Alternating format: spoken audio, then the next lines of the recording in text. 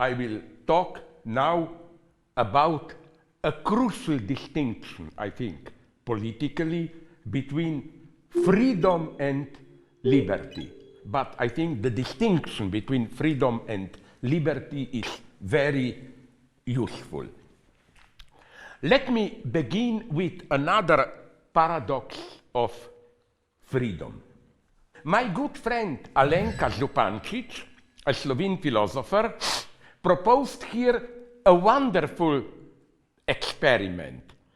Let's say you are such a smoker who said, I'm a free being, I can smoke at any point and I can stop at any point that I want, so you use this awareness of a choice never to stop smoking. Alenka Zupancic said, but imagine a situation where somebody would make a choice more radical. Somebody, an authority, would tell you, yes, you are free to choose between smoking and not smoking, but the choice you make will oblige you to the end. That is to say, if you choose going on smoking, you will never be allowed to go back to non-smoking, and vice versa. That would be the real choice. Then you would really have to decide. And I think true freedom would be this more difficult situation, where you don't have the excuse, okay, I will decide tomorrow. You have to take the big decision now, with no chance of undoing it later. Here enters the difference between liberty and freedom. The German philosopher Hegel defined as the difference between abstract and concrete freedom.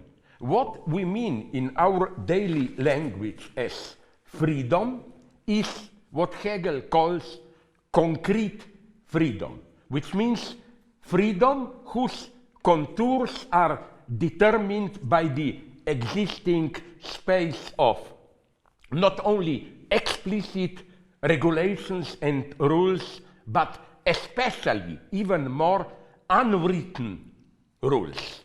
Here I am radically on the left.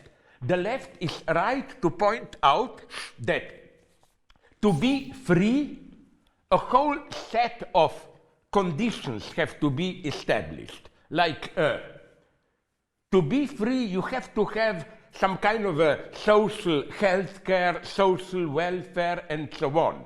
Without all this, you are formally free, but in reality, you are in total danger, in constant anxiety, and so on, and so on.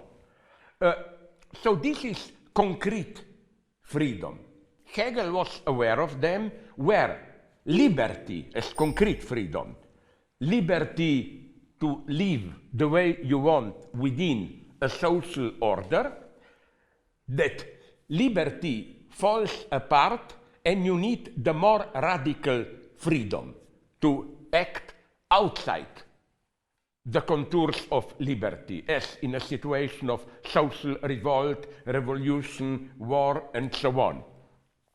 Jean-Paul Sartre, the French existentialist, put this in a wonderful way in a text that he wrote at the end of 1944, after France was liberated. Sartre wrote, "Never were we, French people, more free than under the German occupation. We had lost all our rights, and first of all, our right to speak. They, the Germans, insulted us to our faces. And that is why the resistance was a true democracy. For the soldier, as was here superior, the same danger, the same loneliness." So the situation Sartre is describing, it's not of liberty. You were totally controlled by the German people, were liquidated, tortured, abducted, and so on. But in some sense, they were radically free. they had to make the radical choice, risk everything, fight for freedom. And I think the same holds now for Ukraine. They are certainly not living in liberty. Even in the parts which are not yet occupied by the Russian army, they have to obey certain discipline and so on. But since their way of life is at stake, they have to decide radically to choose a side, to fight for their way of life. And this is freedom.